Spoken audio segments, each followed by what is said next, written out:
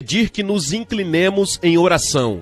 Todas as cabeças inclinadas, que todos os olhos estejam fechados em oração. Nosso Deus e nosso Pai, oramos para que as palavras venham com grande poder e toquem todas as vidas nesta audiência esta noite no Texas. E oramos para que aqueles que precisam que seus fardos sejam aliviados, problemas resolvidos, pecados perdoados, possam encontrar todas as suas necessidades atendidas nesta noite. Pedimos em o nome de Jesus, amém. Agora, esta noite, quero que você abra comigo no capítulo 5 do Evangelho de Marcos. Capítulo 5 de Marcos. Não vou lê-lo porque é muito grande para ler. Mas vou contar a história porque é a história do encontro de Jesus com um homem possuído por um demônio. E quero falar esta noite sobre o diabo e os demônios, bruxos e bruxas. Jesus Cristo acabou de cruzar o mar da Galileia, ele estava em um barquinho e estava cansado. Agora, Jesus era divino e ele era Deus, mas ele também era humano. Ele se cansou e ficou com sede, ele estava dormindo neste barco e veio uma tempestade, e você se lembra a história. Os discípulos ficaram com medo e disseram: Mestre, vamos morrer. Eles ficaram apavorados. E Jesus se levantou no barco e ergueu a mão e disse: Paz, fique quieto. O vento se acalmou, o relâmpago parou de piscar, o trovão parou de rugir, e os discípulos ficaram com ainda mais medo. Disseram: Que tipo de homem é este que até o vento e o mar lhe obedecem? Eles ainda não haviam chegado ao pleno conhecimento de que aqui estava o mestre de todas as eras, o Rei dos reis, Senhor dos senhores, o verdadeiro Deus. Mas eles chegaram ao outro lado do mar pequeno da Galileia e lá encontraram uma visão estranha. Um homem selvagem, um homem nu, sangrando da cabeça aos pés por causa dos ferimentos auto-infligidos. O homem veio correndo e gritando. E a Bíblia diz que ele estava possuído por um demônio. Você diz agora, Billy Graham, você acredita que eles eram realmente demônios? Sim, eu acredito que haviam demônios reais nos dias de Jesus e eu acredito que eles são demônios reais agora mesmo. Há um diabo real. Há um diabo real no mundo agora, a Bíblia ensina e podemos ver evidências de sua obra em todos os lugares. E todos nós que vivemos a vida cristã o encontramos todos os dias. Porque estamos em conflito, não com a carne e sangue, como a Bíblia diz, mas com as forças espirituais, principados, potestades e governantes nos lugares sombrios. Há um diabo e há demônios. Agora, eles podem ser mais sofisticados na América do que em qualquer outra parte do mundo, mas são demônios. No entanto, você vê, o homem tem que ter algum tipo de poder sobrenatural além de si mesmo para seguir. E muitas vezes, se ele não seguir a Deus, o verdadeiro Deus, ele irá criar um Deus ou simplesmente seguirá o diabo diretamente. Agora, o que significa Satanás na Bíblia? A palavra Satanás, que é usada tantas vezes na Bíblia, vem de uma palavra grega. E a palavra demônios vem de outra palavra, damania. E a Bíblia tem muito a dizer sobre esses demônios. Diz que eles são capazes de entrar e controlar um homem. Eles podem entrar em você e controlar você. A Bíblia diz que eles são mencionados em toda a Bíblia como impuro, violento e maliciosos. A Bíblia diz que eles estão em conflito até mesmo com os cristãos agora. Eu não acredito que um cristão possa ser possuído pelo demônio. Eu não acredito que um verdadeiro crente nascido de novo possa estar possuído por demônios. Mas os demônios irão incomodá-lo e irritá-lo e assediá-lo e trabalhar contra você dia e noite. E no momento em que você receber a Cristo como seu Salvador, você saberá que o diabo está muito vivo. Não estamos lutando contra carne e sangue, mas contra principados e potestades. Agora, cada pessoa aqui, ouça isso, cada pessoa fora de Cristo está em perigo de possessão demoníaca. Você e eu Possivelmente estamos sujeitos à possessão demoníaca. Você sabe que uma das características terríveis do julgamento no fim do mundo irá ser que novos demônios serão conduzidos para fora do abismo e serão personagens poderosos que causarão violência e problemas em todo o mundo. E às vezes penso que algum outro deve ser libertado nos últimos anos. Demônios das drogas, há uma relação entre feitiçaria e bruxaria e drogas, de acordo com a Bíblia. Aquele demônio do alcoolismo, 7 milhões de alcoólatras crônicos na América tornaram-se inválidos pela obsessão sexual por álcool. Conheci pessoas que me disseram que realmente estavam obcecadas por isso. Elas não podiam pensar em mais nada. Eles são como as pessoas da época de Noé, cujas imaginações eram más continuamente até o julgamento chegar. Acredito que grande parte disso é o poder demoníaco que temos que enfrentar em nossa geração. Você diz, Billy Graham, isso não é apenas o diabo, somos nós mesmos, claro. Mas você vê, nós caímos de nossa comunhão com Deus por causa da tentação do diabo. O diabo estava lá no começo e ele esteve lá o tempo todo. E o único poder no mundo que pode vencer Satanás é o Senhor Jesus Cristo. E você pode dizer em nome de Jesus, e isso é forte. Veja, você pode citar a palavra de Deus e ele fugirá de você. Você sabe que Jesus foi atacado pelo diabo no deserto, quando ele estava fraco de sede e fome? O diabo veio e o atacou, ele 3 vezes. Jesus nunca discutiu com ele nunca debateu com ele. O que Jesus fez? Jesus apenas citou as Escrituras. Essa é a razão pela qual é importante memorizar as Escrituras. É por isso que lhe damos versículos para memorizar. Quando você vier a Cristo, é importante que você memorize as Escrituras, para que você tenha Escrituras para citar ao diabo na hora da tentação. Agora, a Bíblia ensina que Deus nunca tenta ninguém. Se você for tentado a fazer o que é errado, é o diabo tentando você. E a maneira de superar essa tentação é citando as Escrituras. E ser cheio do Espírito Santo de Deus e andar na vontade de Deus, como Jesus estava na tentação. Agora quero que você observe este homem que veio correndo em direção a Jesus naquele dia, quando ele desembarcou do outro lado do mar da Galileia. Observe algumas coisas sobre ele. Isso diz sobre um espírito imundo no olhar vertiginoso para toda a sujeira e poluição na América hoje. Não estou falando sobre a poluição atmosférica, que é ruim o suficiente. Estou falando sobre a poluição espiritual, moral. Temos um espírito impuro que parece ter se estabelecido na América e no mundo. Parece que as pessoas estão sentadas e tentando pensar em novas maneiras de fazer o mal, novas maneiras de violência, novas maneiras de odiar, novas maneiras de perversão sexual. Um espírito imundo estava no controle disso e daquele homem, e Jesus olhou para aquele homem que estava com um espírito imundo, um poder sobrenatural. E então notaram que ele não usava roupas. Olhem para o aumento da nudez hoje. Hoje eu me pergunto se o diabo tem algo a ver com isso. Você dificilmente pode ir ao cinema. Me disseram hoje que não tem uma cena que não tenha nudez, obsessão pela nudez. Este homem estava sem roupas. E então percebi que ele estava mentalmente perturbado. 1 em cada 4 americanos. No momento, 1 em cada 4 famílias é afetada de alguma forma pela perturbação mental, e mais da metade de todos os leitos dos hospitais da América no momento, estão ocupados pelos pacientes com problemas mentais. Corte uma grande parte disso. São demônios.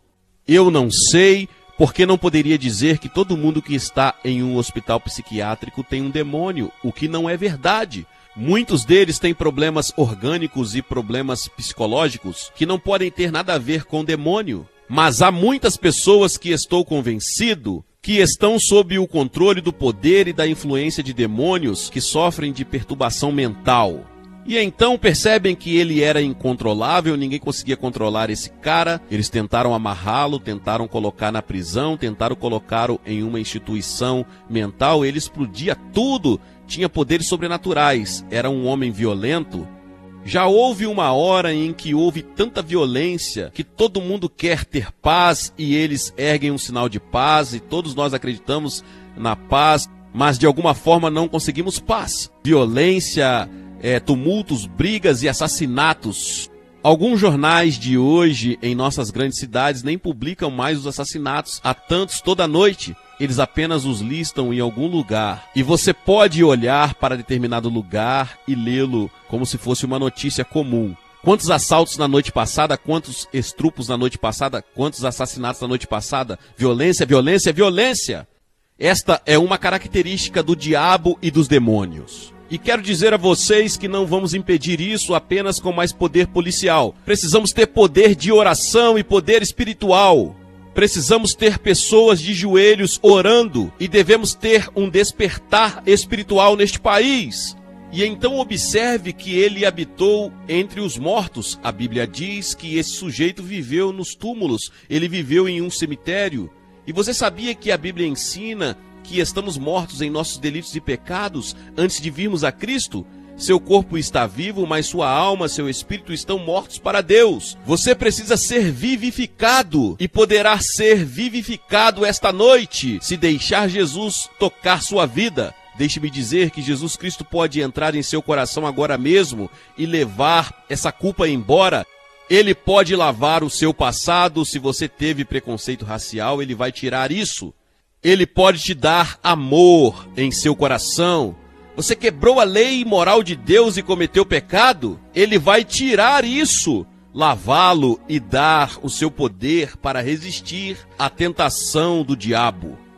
E Jesus ficou cara a cara com este homem selvagem, furioso, violento, nu, sangrando. E dentro do homem, uma voz sobrenatural começou a falar e a dizer: o que eu tenho a ver com você, Jesus, Filho do Deus vivo? Não nos atormente! Não atormente nós! O que eu tenho a ver com você? O homem rico diz que não preciso do evangelho porque é para os pobres. O intelectual diz, é para os trabalhadores e para os sem instruções. O homem comum diz que não consigo entender. O radical diz que não é revolucionário.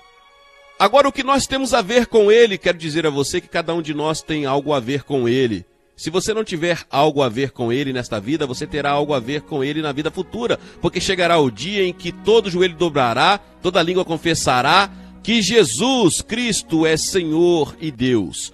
Você não pode se curvar, você e eu aqui, mas chegará o dia em que você valorizará um joelho. Você será forçado a dobrar os joelhos naquele dia em que todos estaremos diante dele, de Jesus. Jesus disse: qual é o seu nome? Ele não estava falando com o homem, ele estava falando com o demônio no homem. E veio a resposta: somos uma legião, somos muitos. Este homem não estava ocupado por apenas um demônio, ele tinha muitos demônios. A Bíblia diz sobre Maria Madalena que ela tinha 7 demônios. Pense em 7 demônios possuindo uma pessoa. Jesus, de repente, ordenou aos espíritos malignos. Ele disse para sair do homem. E então aqueles demônios fizeram uma oração. Agora houve 3 orações feitas naquele dia. 2 delas foram atendidas, uma não foi atendida. Observe aqui que os demônios fizeram uma oração. Eles imediatamente reconheceram Jesus. Eles sabiam que ele era o Filho de Deus. Eles sabiam que ele tinha poder sobre eles. Eles sabiam que ele poderia mandá-los para o inferno. Então eles oraram. Eles disseram: Senhor Jesus, por favor, não nos mande para o inferno. Você vê aqueles porcos lá em cima? 2.000 porcos. Nos mande para os porcos. Preferimos ir e viver nos porcos do que ir para o inferno. E você sabe o que aconteceu? Jesus atendeu a oração dos demônios. Ele ordenou que os demônios fossem para os porcos. Quão terrível deve ser o inferno. Se os demônios querem ficar fora de lá e preferem viver com os porcos, e viver nos corredores, e viver como um porco. Imediatamente os porcos selvagens ficaram violentos, começaram a correr e correram de um penhasco e se afogaram no mar. E então, a segunda oração aconteceu porque todos os empresários da cidade saíram, todos os líderes da pequena cidade saíram para ver o que estava acontecendo, e lá eles viram o homem com quem eles tiveram tantos problemas, este homem violento, nu e sentado, vestido e em sã consciência, sorrindo, absolutamente transformado e mudado. Mas eles não estavam interessados nele, só conseguiam pensar nos porcos. Eles estavam mais interessados em economia do que em transformação espiritual. Então fizeram a oração mais terrível que acho que há na Bíblia. Eles disseram: Jesus, deixe-nos em paz. Vá embora. Deixe nossa cidade. Não queremos você. Você sabe o que aconteceu? Jesus respondeu à oração deles. Ele foi embora e nunca mais voltou.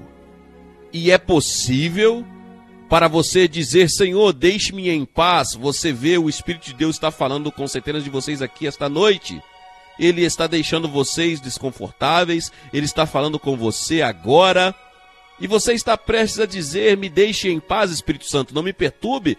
Não me deixe desconfortável. Não deixe minha consciência me incomodar tão profundamente. E você está prestes a dizer: me deixe em paz. Ele pode responder a sua oração.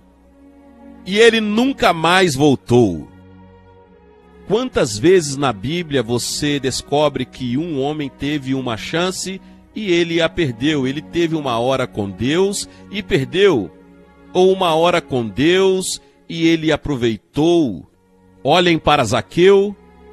Uma grande multidão estava passando por sua cidade e ele ouviu que Jesus, o famoso mestre Galileu, estava passando e entrando. E Zaqueu era um homem baixo e ele não podia ver Jesus, então ele subiu a um sicomoro e estava olhando para Jesus, e todos de repente, e Jesus parou e disse: Zaqueu, desce, eu vou para a sua casa comer com você hoje. Zaqueu pulou no chão e D.L. Moody diz que ele foi convertido no ato que caiu no chão. Ele foi transformado e mudado, e ele foi um coletor de impostos, e ele estava pegando dinheiro das pessoas sem autoridade, e ele disse a Jesus que iria devolver tudo. Ele estava se arrependendo de seu pecado e estava restituindo tudo quando conheceu Jesus. O que poderia acontecer com você? As pessoas solicitaram que Jesus fosse embora e ele foi embora. Agora outra oração foi feita. O homem que foi tocado e o homem foi curado, ele fez uma oração. Qual era a oração dele? Ele disse: Senhor, isso é maravilhoso, eu mudei, eu fui transformado, eu fui convertido, fui salvo, quero ir com você, quero morar com você, de agora em diante. Jesus disse: não. Essa é a oração que Jesus se recusou a responder.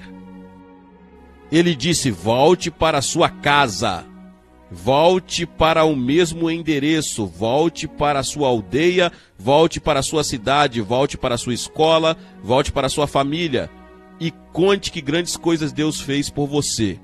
Você vê que entramos em uma grande cruzada aqui esta noite, uma grande multidão, 43 mil pessoas estão aqui esta noite, e nós dizemos: não é maravilhoso essa ótima música? E nós nos reunimos, batistas, presbiterianos e metodistas e católicos e judeus, e todos nós estamos aqui.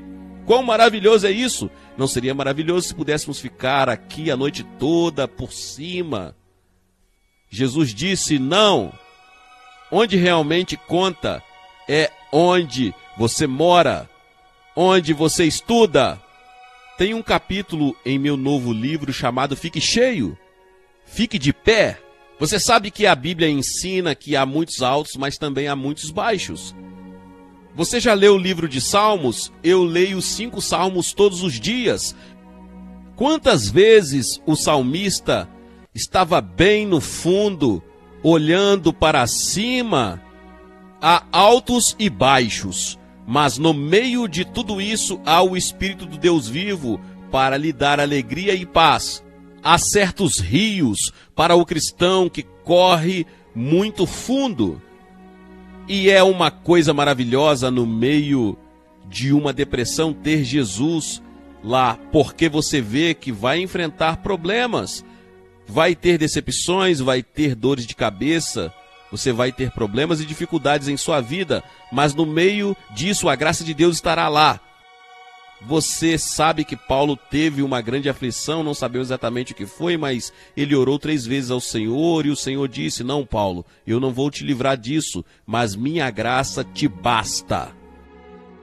Você pode suportar, minha graça, meu amor e minha presença estará lá. Agora, havia 3 coisas que este homem tinha depois que ele conheceu Jesus. Ele descansou. Observe que ele estava sentado. Jesus disse: venham a mim todos vós que estáis cansados e sobrecarregados, e eu vos aliviarei. Quantos de vocês estão inquietos em seu espírito esta noite? Perturbados, confusos, procurando desesperadamente por algo que lhes dê significado em sua vida e você não encontrou? Venha a Jesus e Ele lhe dará o descanso que você está procurando. E então observe que ele estava vestido. Você sabe que a Bíblia diz que temos que estar vestidos com as vestes de justiça de Cristo. Muitos de vocês esta noite estão cheios de pecado e culpa. Você precisa de uma roupa nova. Na verdade, você não será aceito por Deus em seu reino até que você esteja vestido com a justiça de Jesus. E é por isso que Jesus morreu na cruz. Ele morreu para fornecer essa justiça para você e eu. Eu poderia costurar o dia todo e minha esposa poderia costurar o dia todo. Ela é uma costureira maravilhosa e faz muitas de suas próprias roupas. E quando as crianças eram pequenas, ela fazia todas as roupas, mas ela não sabia costurar bem o suficiente para costurar um manto e um terno que me caiba no céu, que foi comprado pelo sangue de Jesus na cruz. E vestido com sua justiça, vou para o céu e vou caminhar pela avenida da redenção. Não por minha causa, não por causa da minha bondade e minha justiça, mas por causa da justiça de Jesus Cristo. E então a Bíblia diz que este homem estava em seu juízo perfeito.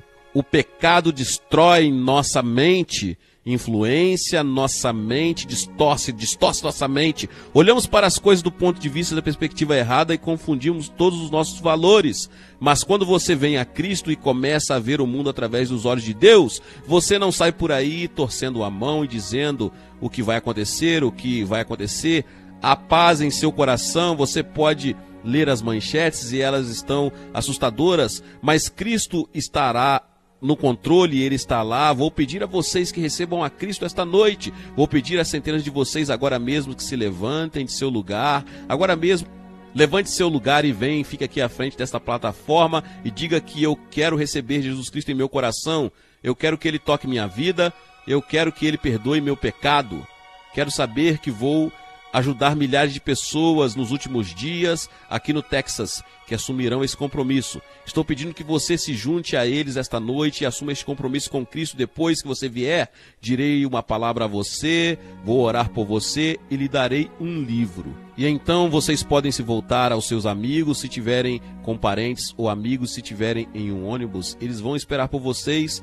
Vocês apenas levante-se e venha. Você vai demorar alguns minutos. Você que está na galeria, na parte superior, vai levar 2 ou 3 minutos para chegar. Então comece agora, vamos esperar e vou pedir às pessoas de todos os lugares que estejam em oração para que você venha a Cristo e deixe Ele transformar a sua vida e fazer de você uma nova pessoa rapidamente, agora mesmo.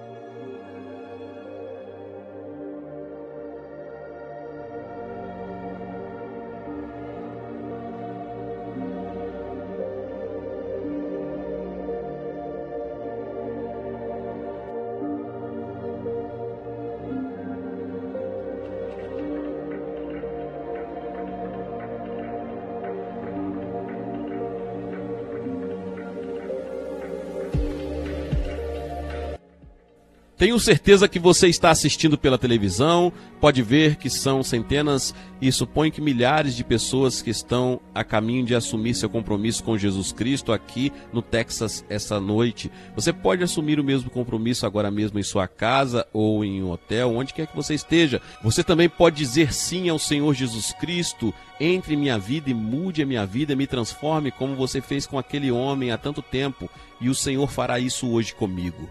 Amém.